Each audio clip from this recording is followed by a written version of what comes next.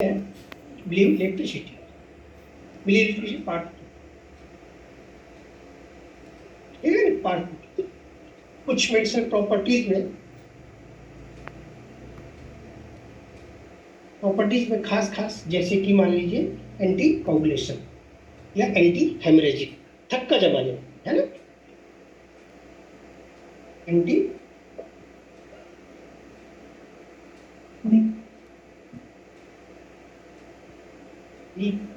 है coagulative. Coagulative का मतलब ये होता है थक्का जमाने वाली। थक्का मतलब समझते हैं ना कि अगर मान लीजिए कहीं से ब्लड निकल रहा है तो ब्लड निकलने का अर्थ ये हुआ कि ब्लड अपने एरिया में अगर मान लीजिए बह रहा है, अगर मान लीजिए बह रहा है, तब उसको ब्लड सर्कुलेशन मतलब उसको क्या कहेंगे, उसको एक निश्चित सर्कुलेटरी एरिया में अगर बह रहा है तब तो ठीक है।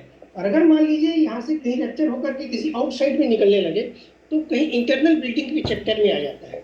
और यदि मान लीजिए बॉडी के अगर मान लीजिए बाहर निकलने लगे तो फिर वो हेमरेज की सेकेंड एक्सटर्नल पार्ट में हम देखते हैं इसको। तो कभी भी अपने एरिया से जब ब्लड की वेसल्स अगर फट जाती है, ऐसे समय में हो सकता है रप्चर हुई हो एक्सीडेंट के माध्यम से, कहीं चोट लग गई हो या फट गई हो, तो ऐसे समय में जो वेसल्स अगर फट जाती है तब ऐसी कंडीशन देखने को मिलती है। और कुछ और भी कंडीशन सामने आती है जो बॉडी खुद क्रिएट करती है, जैसे कि हाइपरटेंसिव जैसी समस्या सामने आती है, या कभी ब्लड का जो प्रेशर रहता है सडन हाई हो जाता है, ऐसे समय में भी देखने को मिलता है।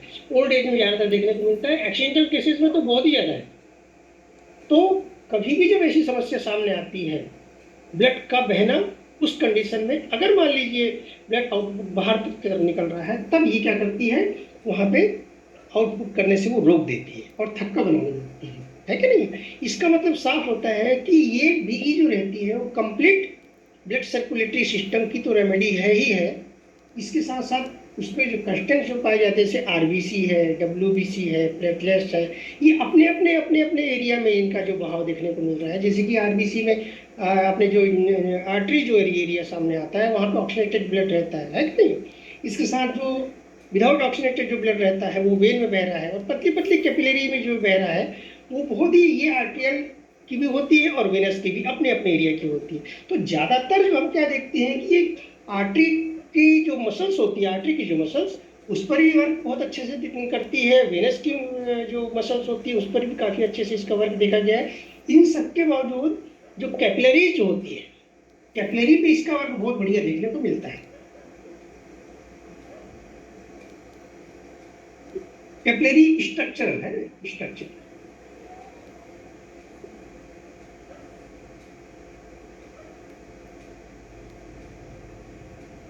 स्ट्रक्चर। तो ये कैपिलरी का जो स्ट्रक्चर होता है, उसकी जो सेल्स होती है, उस पर भी इसका वर्क बहुत ही गजब का देखने को मिलता है। इस माध्यम से किसी भी पार्ट के हेमरेज को ये क्या करती है, रोक देती है। तो इस जब कोगुलेशन करती है तो इससे क्या होता है कि ब्लड जो रहता है वहाँ पे थक्का के रूप में जमा हो जाता है या बहना बंद हो जाता है, और जो सर्कुलेटरी सिस्टम को क्या हेल्प मिल जाती है इससे। तो ये देखा गया है। तो ये anti haemorrhage coagulation anti coagulation होती है, साथ ही एंटी हेमरेज भी लिख लीजिए। चलिए,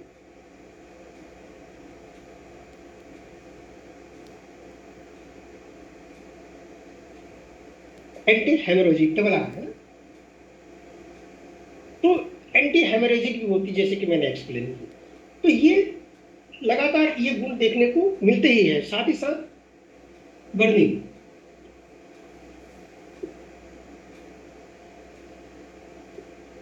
जब भी कभी बर्निंग की बात सामने आती है, बर्न जलन की बात आती है, तो हमको क्या लगता है कि शायद किसी आग वगैरह से जल गया होगा, इस टाइप का लगता है। तो ऐसे समय में हम क्या समझते हैं कि हाँ भाई आग से जल गया, उसको हम जलन कहते हैं। लेकिन जलन बॉडी अंदर क्रिएट भी कर सकती है कि नहीं। बॉडी क्रिएट भी करी, जैसे कि आपने देखा है अक्सर, है ना, ऐसे हमारे पास कंप्लेंट मिलती है। तो कभी भी जब बॉडी हाइपर एसिडिटी या हाइपर एसिडिक होने लगती है, वैसे समय में ये ज़्यादा देखने को मिलता है। इसके अलावा भी बहुत सारे कारण हो सकते हैं। तो ये जो बर्निंग होती है, ये आगे से जलना वो अपनी जगह होती है, इसके साथ साथ अलग अलग चीज़ों से जलना, जैसे कि किसी केमिकल से अगर मान लीजिए कोई जल जाता है, ये मैं आपको हट के बात बता रहा हूँ, केमिकल से अगर कोई हट के जल जाता है, इसके अलावा किसी अलग टाइप का, जैसे कि मान लीजिए गर्म पानी से कोई जल गया है ना। कभी कभी ये देखने को मिलता है जब बहुत ज़्यादा ठंडा पानी होता है, ऐसे समय में क्या होता है, स्किन पे बहुत ज़्यादा थिकनेस आ जाती है, सिकुड़ने लगती है। वैसे समय में भी ये कोल्ड बर्निंग इसको कहा जाता है, हालांकि ये बहुत कम देखने को मिलती है, लेकिन ये होता है, ठीक है ना। ऐसे समय में भी इसका वर्क बहुत अच्छा देखने को मिलता है, ये कूलिंग लाती है इससे। इसका मतलब साफ है कि कहीं ना कहीं इसका जो असर होता है डायरेक्ट सेंसरी पार्ट को भी बहुत अच्छे से अटैच प्रभावित करते हैं, देखी गई है। तो ये दोनों ही तीनों ही जो हमने जो प्राइमरी जो मेडिसिनल प्रॉपर्टी थी वो ये फर्स्ट पार्ट में बच गई थी। ये मुझे बहुत अच्छे से पता था कि ये सबसे पहले आनी चाहिए थी, लेकिन वास्तव में इसको आखिरी में समझाने का एक ही तुक था कि आपको याद रहे कि आपको ये पार्ट नहीं हुआ है, ताकि आप इसका इंतजार कर सकें। तो ये बर्निंग वाले पार्ट को भी काफ़ी अच्छे से प्रभावित करती है।